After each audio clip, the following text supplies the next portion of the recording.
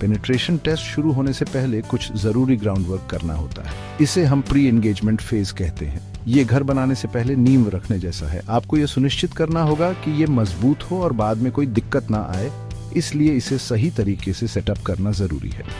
इस फेज में क्लाइंट और पेनिट्रेशन टेस्टिंग टीम के बीच कम्युनिकेशन और क्लैरिटी बहुत जरूरी है। हमें आपकी स्पेसिफिक सिक्योरिटी कंसर्न समझने की जरूरत है और ये भी कि आप इस टेस्ट से क्या अचीव करना चाहते हैं। साथ ही आपको ये समझना होगा कि हम क्या करेंगे और कैसे करेंगे। ये फेज सुनिश्चित करता है कि हम दोनों शुरुआत से ही एक ही पेज पर हैं और आगे चलकर किसी भी मिसअंडरस्टैंडिंग या लीगल इश्यूज को रोकने में मदद करता है। ये ट्रस्ट बनाने और एक स्मूथ और सक्सेसफुल पेनिट्रेशन टेस्ट के लिए स्टेज सेट करने के बारे में है। याद रखें, शुरुआत से ही क्लियर कम्युनिकेशन आपके सिक्योरिटी गोल्स को अचीव करने के लिए की है। प्री एंगेजमेंट फेज का एक क्रिटिकल पार्ट है रूल्स ऑफ एंगेजमेंट या ROE डिफाइन करना। ROE को एक कॉन्ट्रैक्ट की तरह समझें जो पेनिट्रेशन टेस्ट की बाउंड्रीज और एक्सपेक्टेशंस को आउटलाइन करता है। इस डॉक्यूमेंट में लीगल अग्रीमेंट से लेकर जैसे हैक करने की परमिशन और नॉन डिस्क्लोजर अग्रीमेंट्स, टेस्ट के स्पेसिफिक स्कोप तक सब कुछ कवर होता है। हम डिफाइन करते हैं कि कौन से सिस्टम्स और नेटवर्क्स स्कोप में हैं और कौन से ऑफ लिमिट्स हैं। ये उन टेक्निक्स को भी आउटलाइन करता है जिनका इस्तेमाल करने की हमें अनुमति है, जैसे वल्नरेबिलिटी स्कैनिंग या सोशल इंजीनियरिंग। ROE में टाइमलाइंस, ऑब्जेक्टिव्स और सेंसिटिव डेटा को कैसे हैंडल करना है, ये भी कवर होता है। ये सुनिश्चित करता है कि हर कोई अपनी रिस्पॉन्सिबिलिटी से वाकिफ है और टेस्ट लीगली और एथिकली कंडक्ट किया जाता है।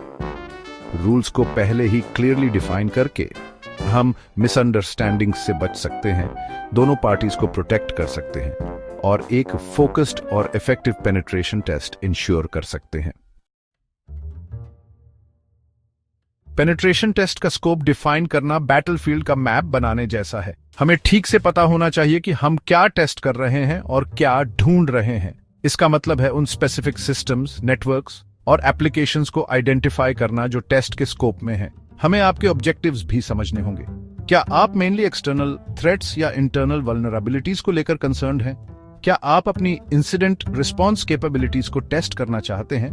एक बार जब हमें स्कोप और आपके ऑब्जेक्टिव्स की क्लियर अंडरस्टैंडिंग हो जाती है तो हम टेस्ट के लिए बेस्ट मेथोडोलॉजी डिटरमिन कर सकते हैं। कई तरह की मेथोडोलॉजीज अवेलेबल हैं, जैसे NIST और OSSTMM।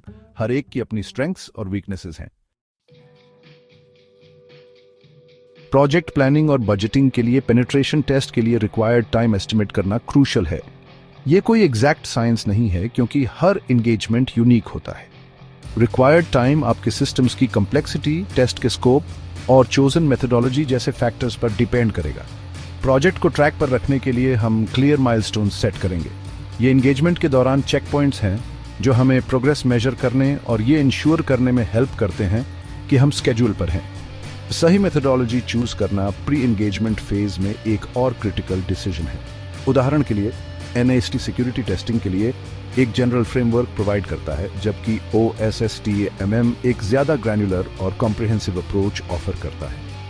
आपकी ऑर्गेनाइजेशन के लिए बेस्ट मेथोडोलॉजी आपकी स्पेसिफिक नीड्स और ऑब्जेक्टिव्स पर डिपेंड करेगी। एक सक्सेसफुल पेनिट्रेशन टेस्ट के लिए thorough pre engagement phase essential है। यह इंश्योर करता है कि सभी एक ही पेज पर हैं, स्कोप क्लियरली डिफाइंड है और टेस्टिंग लीगली और एथिकली कंडक्ट की जाती है। इस इनिशियल फेज में टाइम इन्वेस्ट करके आप एक वैल्यूएबल सिक्योरिटी असेसमेंट के लिए स्टेज सेट कर रहे हैं, जो आपको अपने डिफेंसेस को स्ट्रेंथन करने और अपने क्रिटिकल एसेट्स को प्रोटेक्ट करने में हेल्प करेगा।